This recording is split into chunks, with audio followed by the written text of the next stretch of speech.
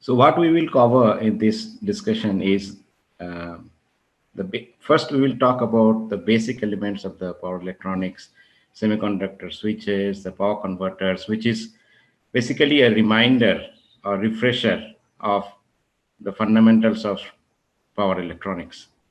And then we will move into the application of the power electronics. And in application of power electronics, I will primarily focus on the power electronics application in transportation, and within transportation also the power electronics application for electric vehicle, which is probably one of the prime focus and most important application area of power electronics in today's world. And it will also be the most important area for next 1 or 2 decades. So with this introduction, I start the first elements, basic elements of the power electronics. So when I look at power electronics in this way, there are 4 elements in power electronics: resistor, capacitor, inductor, and a switch. And that's all about power electronics. If we understand these 4 elements well, we have the fundamental grip on the power electronic subject. So these 4 elements, and it's very simple, it looks so very, very simple. These 4 elements we have to understand very well. And as you see, as I go over the next slides, you will see all the power electronic converters, how much ever complex it may be, they are constituted by these 4 elements only. But out of these 4 elements, in power electronics, we do not like the resistors because they introduce loss. So in our converter or any development, any application, our goal will be to minimize this resistor. You cannot eliminate them, they still be there, but we don't like them. So your goal should be to minimize them. Then comes the capacitor and the inductor. Both of them are energy storage element. They do not introduce any loss. Ideally, they do not introduce any loss. It energy transfers from one place to another place in capacitor and inductor. And they are the most important element of our electronic converters, because we store energy in one form, then transform it to another form, and that's how all the power conversion happens. And then comes another important element in power electronics is the switch. And that makes the entire power electronic converter a non-linear circuit. And if you look at this resistor, capacitor, and inductor, all 3 of them are linear. The equation for resistor is V is equal to IR. It's a linear equation. Capacitor, C dV dt is equal to current. The dV dt multiplied the capacitance value is equal to the current which flows into the capacitor. Inductor, L di dt is equal to the voltage across the inductor. All these 3 equations are linear. And we should have a full grip on these 3 equations, because every converter understanding and the analysis goes by these 3 fundamental equations. But when it comes to switch, it's not a linear circuit. It has got 2 states, on state and off state. In on state, voltage across this is 0. Current through this is infinite, an ideal switch. In off state, voltage across this is infinite and current through this is 0. That's an ideal switch. But because you cannot write an equation, you can write only one equation in on state, another equation in off state. So that's why it is a nonlinear equation, nonlinear element. But what is that equation? What is that parameter which comes into the analysis of power converters when the switch comes? That is D, the duty cycle. Duty cycle is equal to on period divided by the total period of the switching. So that's the duty cycle, and that duty cycle is used in all the equations of the power converters. But the final point about switch, it makes the circuit nonlinear. And when you want to go into the analysis of power electronic converters, The linearization of this nonlinear circuits, nonlinear equation is important thing, but we will not go into too deep of analysis of the converter, but it's a refresher for how we look at the power electronic circuit and the converter. These are the important points for that. I will spend little time on the semiconductor switches. This is the nonlinear element, as I mentioned, and the evaluation of the power electronic circuits and the converters over the past decades has happened mainly because of these semiconductor switches. Inductor, capacitor technology also has improved, but the biggest contribution for the growth or so far whatever has happened in power electronics is because of the semiconductor switches. In the coming decades also, the trend will continue. So I want to spend little time on the semiconductor switches. So here are the four names of the switches. First is BJT, that is bijunction transistor. It's past. We don't want to talk about it for any new designs, but we may have to understand this to handle the past products of power electronics, because they have dominated the power electronics product for many decades earlier. And as I said, today for new design, no need to think about the bijunction, BJT transistors, power transistors. They're less efficient. The development of the switches, power electronic switches, has happened into MOSFET, IGBT, and diode. Now, what are the three different, these three power switches? What are their main characteristics? MOSFET is a voltage controlled switch. Now, MOSFET and IGBT, both of them are controlled switch compared to diode, which is an uncontrolled switch. Why I say that is MOSFET and IGBT, both of them, you can decide by a signal when I want to turn it on and when I want to turn it off. But diode, you cannot define. It is defined by the circuit configuration. If the voltage across the diode is positive, current it is on. If the voltage across the diode is negative, means positive voltage in the cathode and negative voltage in the anode, then the switch is off. You are not controlling it. The circuit configuration, the voltage what comes into the circuit, that controls the diode. But MOSFET and IGBT are controlled switch. We have the gate signal to control whether I will keep the transistor on or off. So that's why you call it as a controlled switch. But next comes, how do we control? Both IGBT and MOSFET are voltage controlled switch, means we give a voltage at the gate by which we can control it. Now, both the switches you can see voltage controlled switch. So why are we talking about voltage controlled switch? Because earlier days when it was transistor was not a voltage controlled switch, or even thyristor. If you remember the names of the thyristors, even very, very old days, they all were current control switch.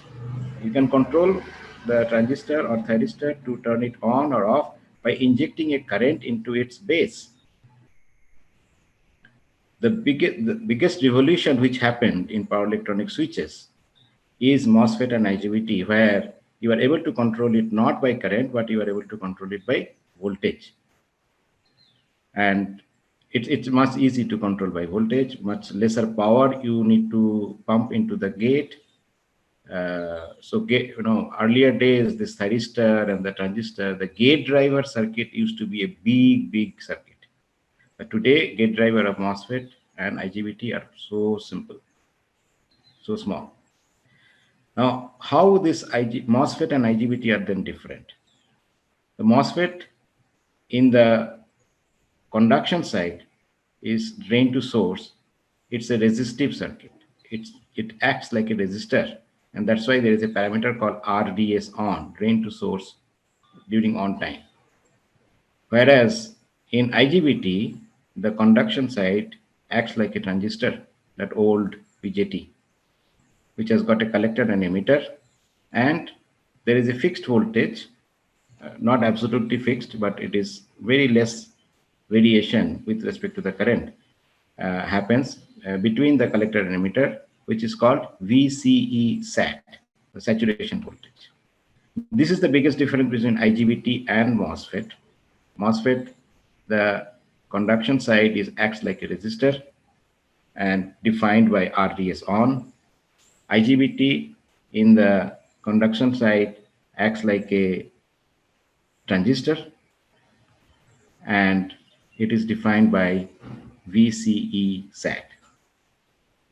Coming to the practical switches, this MOSFET and IGBT, the MOSFET is available up to about 1.2 kV and maximum 1.5 kV. 1.5 kV MOSFET is not so popular, but up to 1.2 kV, that 1200 volt MOSFET is popular and being used. 600 volt MOSFETs are very common, whereas IGBT are available even up to 3300 volt or 4500 volt MOSFETs. And these high voltage MOSFETs are used in very high power applications. But when you go to that kind of high power application, you do not have a choice but IGBT, because MOSFETs are not available at that high voltage. And then comes the uncontrolled switch, which is diode. In the diode also, technologies have improved. But what is important in case of diode is the voltage drop across the diode. And there is something called reverse recovery. When the diode is conducting and the electrons are flowing through that, and we want to suddenly turn it off, you need to actually inject a negative current to the diode to turn it off. And you don't, as I said, it is an uncontrolled switch. You cannot do anything, but the circuit functions in such a way, when you apply a negative voltage, you need to, the circuit will draw a negative voltage, a negative current flowing through that, which is called the reverse recovery current. And that is something which is not so good for the circuit operations. So the development in the technology of the diode has happened to reduce this kind of reverse recovery currents and to reduce the reverse recovery times and things like that. So as a fundamental aspect of power electronics, the understanding of these switches are very, very important. And I just gave an overview of that, and more detail of these things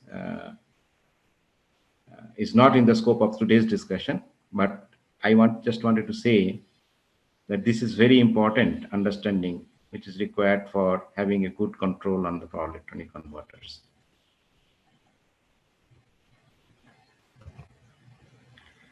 So here is a comparison of what I called as the ideal switch and what are the practical switches. Ideal switch is something which I drew in the 2 slides before. And the practical switches are this MOSFET, IGBT, and things like that. So an ideal switch, there are 4 parameters, as I mentioned earlier. When you turn it on, the voltage drop across the ideal switch is 0. When you turn it off, the ideal switch can block an infinite amount of voltage. And the transition from on to an off, the time is 0. Similarly, the transition from off to on is 0. And this is a characteristics of ideal switch. When it comes to the practical switch, either IGBT or MOSFET or even diode, when it is on, the voltage drop across this is not 0. There is a finite voltage which we call as V on. When you turn it off, it cannot withstand infinite amount of voltage. There is a finite voltage which you can apply, which is called the breakdown voltage of that switch. And transition time from on to off is called as T on, and off to on is called T off. Both of them are finite, they're not zero. Now, as you can see, all the practical switches are deviating from the ideal switches in these 4 parameters. And the technology trend or the growth, as I said, the advancement of the power electronics has happened because of the advancement of these switches has happened in these four parameters only. All the switches technology have concentrated on improving these practical non-idealities and bring them as close as possible to the ideal. Means the turn on voltage across the switch, there has been constant focus to reduce it. Increase the breakdown voltage, reduce the time T on and T off. These are the technologies which has happened in the last few decades. And as a result of that, today, what are the technology trend? Silicon junction MOSFETs or IGBTs or diodes is a product which is dominating the market for last 2 decades or 3 decades, and still it is improving in terms of these 4 parameters. Then came the silicon carbide technology, which has again advanced in mostly in the transition times, that is T on and T off. Then came the gallium nitride and some more variations around that gallium nitride. It further improves the T on and T off, the transition time. So this is the technology trend which is happening today. Silicon carbide, diode, MOSFET, and IGBT are becoming more and more popular, but it is a recent technology compared to silicon junction MOSFETs or IGBTs. Gallium nitride is even more new item, just started coming to the market, and I believe in the next 1 or 2 decades they will become very, very popular and will make a revolutionary change into the way the power electronic converters work. So as a new generation, people like you who will be working in the power electronics converters should get a good grip on this gallium nitride technology and also have a good understanding about silicon carbide technologies also. With this introduction, I now move to give a brief introduction or exposure to power converters. So what are the different types of power converters power electronics handle? DC-DC converter, which converts a DC power to DC power. So 1 voltage at the input, at the output you need a different kind of a voltage. In case of a AC, you use a transformer. But in case of DC, you cannot use a transformer. The transformer doesn't work in DC. And that's where a DC-DC converter is required, which converts the voltage level from the input side to output side. A DC to AC power conversion, which is popularly known as inverter, you have in our houses also. So which converts a battery DC power to 230 volt AC. There are many other applications of these inverters in industry. So this is the second type of power converter. The third type of power converter, AC to DC, which is nothing but a rectifier. But this rectifier also, apparently it can, somebody can feel it's such a simple one. It's not so. There are a lot of different types of converters available in the rectifier domain itself. And one of the major point to mention over here is that rectifier can be bidirectional or even unidirectional power flow. Unidirectional means only in one direction the power can flow. Bidirectional means both direction power can flow. And when I go further slides, you will get some idea about why this bidirectional power flow is required. And the last one is AC to AC power conversion.